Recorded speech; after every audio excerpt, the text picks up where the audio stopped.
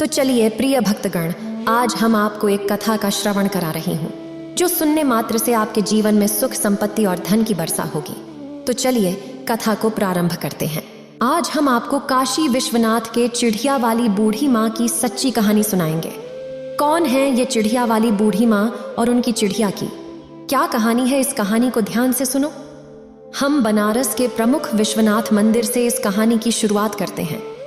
भगवान शिव से मत कुछ मांगो, बस उनकी भक्ति करो। एक बड़े शिव मंदिर के पास एक पेड़ पर एक गौरैया की जोड़ी रहती थी। मंदिर में सुबह शाम पूजा और आरती होने पर ये दोनों चिड़ियां मंदिर में आकर भगवान शिव की पूजा करती। वे घंटों तक महादेव की भक्ति में लीन रहती। अगर आप यह कहानी सुन रहे हैं तो पूरा सुनिए। इस कथा को आधा अधूरा छोड़कर जाने की गलती मत करिएगा, क्योंकि इस पवित्र कथा को पूरा सुनने से मनचाहा फल की प्राप्ति होगी। इसलिए इस कथा को पूरा सुने। आप शिव भक्त हैं तो भोलेनाथ का अनादर ना करें। ये पक्षी इतने भगवान में लगे रहते हैं कि उन्हें अपने आसपास की कोई भी चीज का ध्यान नहीं रहता। उनकी दिनचर्या में यही होता है कि जब भी मंदिर में आरती होती है वे वहां पहुंच जाते हैं और भगवान शिव की पूजा करते हैं। उसके बाद वे अपने और अपने बच्चों के लिए खाना पानी का इंतजाम करते हैं। उन दो पक्षियों का हर दिन का नियम यही था। और वही मंदिर के पास एक बूढ़ी माँ का घर भी था। उनके पास कोई बच्चे नहीं थे और कोई भी उनकी देखभाल नहीं करता था। वो अकेली जी रही थी और उन्हें पक्षियों से बहुत प्यार था। उस महिला ने अपनी छत पर हर दिन पानी और दाना रखा करती थी। यह उसका दिनचर्या था और वह दो चिड़ियां उसकी छत पर आकर खाना पीना ले जाते थे। इसी प्रकार उनका जीवन चल रहा था। उस महिला की मदद से चिड़ियों का पेट भरता और वे भगवान शिव की पूजा भी कर पाते थे।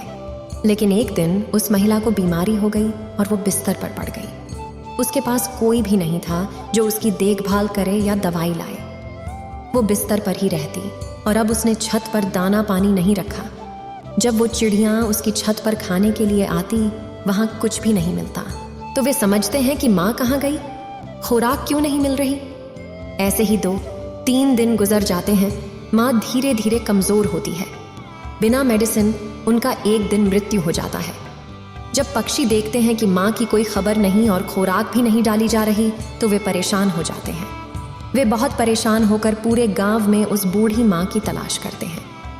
ढूंढते ढूंढते दोनों थक जाते हैं। उस जोड़ी में से मादा गौरैया अपने पति से कहती है, स्वामी, बूढ़ी माँ का कहीं पता नहीं लग रहा। वो हमें और अन्य पक्षियों को भी खाना पानी दिया करती थी। हमने बहुत खोजा पर उन्हें नहीं पाया। अब हमें क्या करना है। वो चिड़िया का पति बोलता है, हमने हर जगह माँ को ढूंढा पर उन्हें कहीं नहीं पाया। उनके अपने घर में भी नहीं दिखाई दिए। हमें उनके घर जाकर चेक करना चाहिए, कहीं वो बीमार तो नहीं। इसके बाद वो चिड़िया माँ के घर चली जाती है। अंदर जाकर देखते हैं माँ बिस्तर पर पड़ी हैं और उनमें कोई भी हलचल नहीं है। उनके चेहरे और बदन पर मक्खियाँ मंडरा रही थीं। वह पक्षी अपने पंख फड़काकर मक्खियों को भगाते हैं और बूढ़ी माँ को जगाने की कोशिश करते हैं, पर उनमें कोई भी संकेत नहीं मिलता है कि वो जीवित हैं। गौरैया का पति अब कहता है, प्रिय बूढ़ी माँ अब इस जगत में नहीं है, उनका जीवन समाप्त हो चुका है। इसे देखकर दोनों पक्षियां बहुत निराश और दुखी होते हैं। उन्हें अब दाना खाने के लिए काफी दूर जाना पड़ जाता है। इसी तरीके से शाम का वक्त आता है। मंदिर में घंटा बजने और भगवान शिव की आरती शुरू होने पर वह दोनों पक्षी मंदिर में पहुंच जाते हैं। वे एक पैर पर खड़े होकर भगवान शिव की भक्ति में लग जाते हैं। वक्त बीतता जा रहा है, 1 घंटा, 2 घंटे और यहाँ तक कि अधिक समय भी। वे खाना पीना छोड़कर सिर्फ महादेव की पूजा में लगे रहते हैं। इस प्रकार एक पूरा महीना गुजर जाता है। वे पक्षी महादेव की भक्ति कभी नहीं रोकते। महादेव भोलेनाथ इसे देखकर बहुत खुश होते हैं और पक्षियों से मिलकर कहते हैं, गौरैया तुम्हें क्या चाहिए, जो मांगोगे मैं दूंगा। मैं तुम्हारी निरंतर भक्ति से बहुत प्रसन्न हूँ। छोटी सी जीवन में भी तुमने अद्भुत भक्ति दिखाई है, इसलिए मैं बहुत खुश हूँ। क्या मांगोगे। तब गौरैया बोलती है, हे प्रभु हमें कुछ भी नहीं चाहिए, सिर्फ एक बात है, हमारी बूढ़ी माँ को जो पुण्य आत्मा है उन्हें हमें वापस दे दो, उन्हें हमारे जीवन में लौटा दो, बस यही हमारी इच्छा है। भोलेनाथ ने कहा, पक्षियों मृत्यु भी प्राकृतिक है। जो जीव मर चुका है उसे कैसे लौटा सकता हूँ, मैं प्रकृति के नियमों में कैसे हस्तक्षेप कर सकता हूँ। तब पक्षियों ने कहा, भोलेनाथ हमें केवल हमारी माँ चाहिए और कुछ नहीं। कृपया उन्हें वापस दें। भोलेनाथ ने उत्तर दिया, अब तो उनका शरीर भी क्षरित हो चुका है, उनमें से कीड़े निकल रहे हैं, उनका शरीर तो पूरी तरह से नष्ट हो चुका है, कैसे मैं उन्हें जीवन दूं? तब पक्षी बोले, प्रभु, आपने वादा किया था कि आप हमारी कोई भी इच्छा पूरी करेंगे, अब आप अपने वादे से मुकर रहे हैं। हे भोलेनाथ, आपने जो कहा उसे आप तोड़ नहीं सकते। महादेव ने बताया कि मुझे तुम्हारी मदद करनी है और मैंने वादा किया, इसीलिए मैंने उस बूढ़ी माँ के शरीर को ठीक कर दिया और उसमें जान भर दी। अब जब वह बूढ़ी माँ ने मुझे देखा, उसके चेहरे पर भावनाओं की लहर दौड़ गई। वह बहुत खुश हुई और कहने लगी, हे प्रभु, मेरे पूरे जीवन के पाप आपके दर्शन से ही मिट गए। आपने मुझे देखा, मेरा जीवन सफल हो गया। हे प्रभु, मैंने कौन सा अच्छा काम किया था कि आपने मुझे बचा लिया? ऐसा शिव भगवान ने उत्तर दिया, हे वृद्ध माता, मैंने तुम्हें तुम्हारी वजह से नहीं बचाया। मैंने तुम्हें उन 2 पक्षियों के लिए जिंदा किया है। वे दोनों पक्षी मेरी निरंतर भक्ति करते हैं।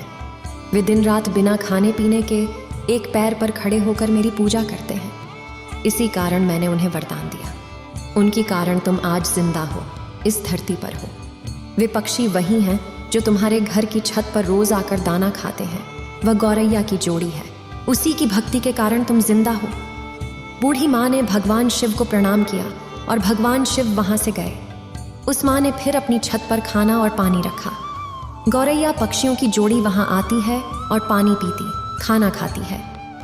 बूढ़ी माँ ने उन पक्षियों से कहा, तुमने मुझे जीवन दिया है, भगवान भोलेनाथ का आराधना किया, अपने लिए ना मांगकर मेरे लिए मांगा है। पक्षी हूँ मैं, ये चाहती हूँ तुम मेरे घर पर, बस तुम मेरे घर पर ही वास करो और नित्य प्रति मेरे आंखों के सामने रहो। अब यह सुनने के बाद उस बूढ़ी माँ का प्रस्ताव वह दोनों पक्षी स्वीकार करते हैं और उस बूढ़ी माँ के घर आकर रहने लगते हैं। इसी प्रकार दिन बीतने लगते हैं और उस बूढ़ी माँ का चर्चा गांव-गांव में फैलने लगता है। दूर दराज तक फैलने लगता है कि एक बूढ़ी माँ है जो मरकर भी जीवित हो गई और उनमें अजीब सी शक्ति आ गई है। धीमे धीमे लोग जिनके पास कोई भी दुख या बीमारी होती, उस बुजुर्ग माँ के पास जाकर अपनी समस्या बताते।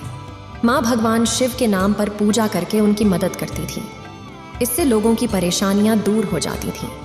धीरे धीरे माँ की प्रसिद्धि बढ़ती गई और लोग दूर दूर से उनके पास अपना इलाज करवाने आते थे। अब इसी प्रकार बहुत दिन हो जाता है और वह बूढ़ी माँ जीवित उसी स्थान पर अपने उसी घर पर समाधि ले लेती है। आज उसी समाधि स्थल पर उस बूढ़ी माँ का एक भव्य मंदिर है। वह मंदिर गुजरात में स्थित है। चिड़िया वाली बूढ़ी माँ के नाम से वह मंदिर जाना जाता है। उस मंदिर पर आपको गौरैया पक्षी का जोड़ा हमेशा देखने को मिलेंगे और प्रिय भक्तों, उस मंदिर की बहुत दूर दूर तक ख्याति है।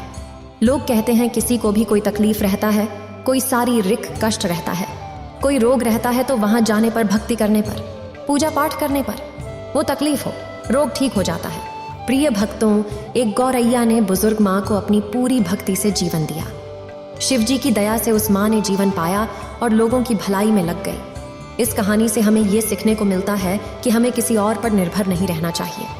जब तक माँ जीवित थी, दोनों पक्षी उसी पर निर्भर थे। माँ की मौत के बाद पक्षी समस्या में आ गए क्योंकि उन्हें खाने का सहारा नहीं मिल रहा था। उनकी आदतें ऐसी नहीं थीं। दूर दराज से भोजन खोजने का उन्हें रखा रखा या भोजन मिल जाया करता था। इसीलिए कभी भी कठिन परिस्थिति आने पर हमें अपने आप को तैयार रखना चाहिए। हमें किसी अन्य के भरोसे नहीं रहना चाहिए। आज वह व्यक्ति मेरे लिए है, कल नहीं रहेगा, तो मैं अपने आप को कैसे संभालूंगा। ये सोचना चाहिए कि हम अगर भगवान का सच्चे मन से निराधार भक्ति करेंगे, तूने उस भगवान का दर्शन जरूर होगा, तो हमारे बुरे काम जरूर मिटेंगे, हमारी मुश्किलें जरूर हल होंगी।